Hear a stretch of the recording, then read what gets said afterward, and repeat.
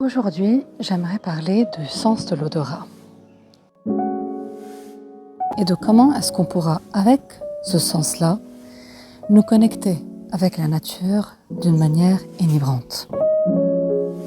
Quand on va s'investir dans cette observation olfactive, nous allons nous connecter avec les sens de la nature, avec notre nez, l'organe clé qui détecte les senteurs, notre cerveau qui va venir déceler ces senteurs-là et ce qu'elles nous fait ressentir.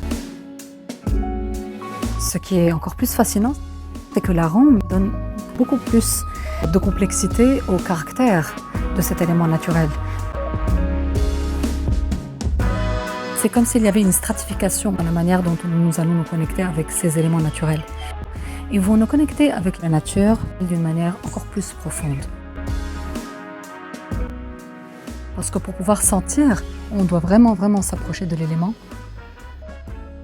Ça va créer une intimité, comme si c'était notre essence qui se connecte à l'essence de la nature. Et l'odorat va nous connecter à cet élément naturel d'une manière subtile, intime, je dirais même. Plus vous allez vous investir dans l'activité, le plus vous allez ressentir des plaisirs. Et votre sens de l'odorat va commencer vraiment à déceler même les plus raffinés des odeurs. Grâce à ce plaisir, vous allez voir aussi que tout votre état d'être va être beaucoup plus en aisance avec la vie. Vous allez commencer à vous connecter avec votre essence personnelle.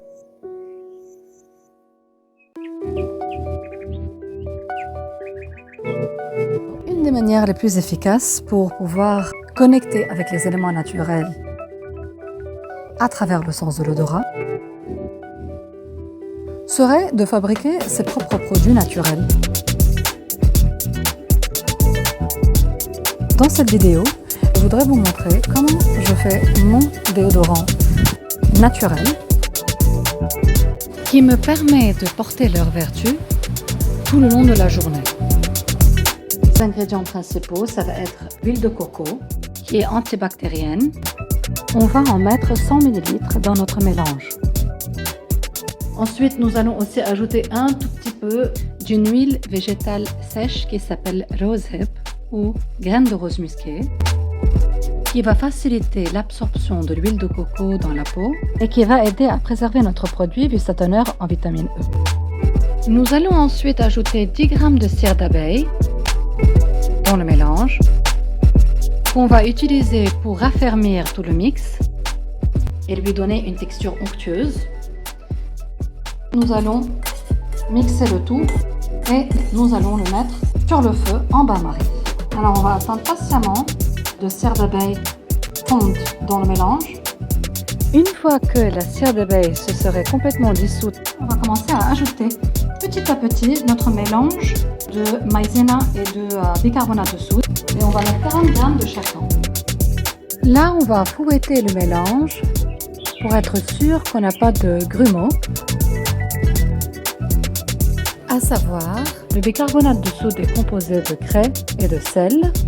Il est responsable de la neutralisation des odeurs.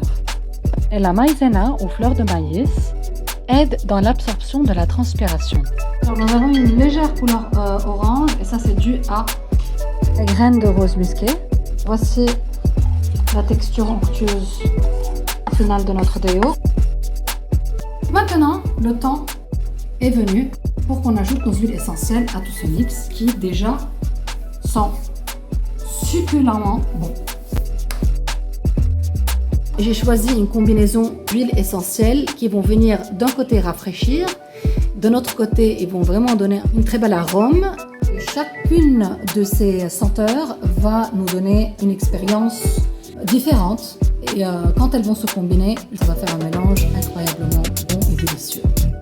Il va falloir faire attention à l'usage des huiles essentielles. Vous devez utiliser votre bon jugement et vous devez aussi lire pour comprendre comment utiliser ces huiles-là et être prudent. La manière dont je procède en général, c'est en utilisant mon sens de l'odorat pour savoir combien de gouttes je vais mettre de chaque huile essentielle à la concentration très haute. Ce qui veut dire que quand vous allez sentir l'odeur, c'est c'est très très fort.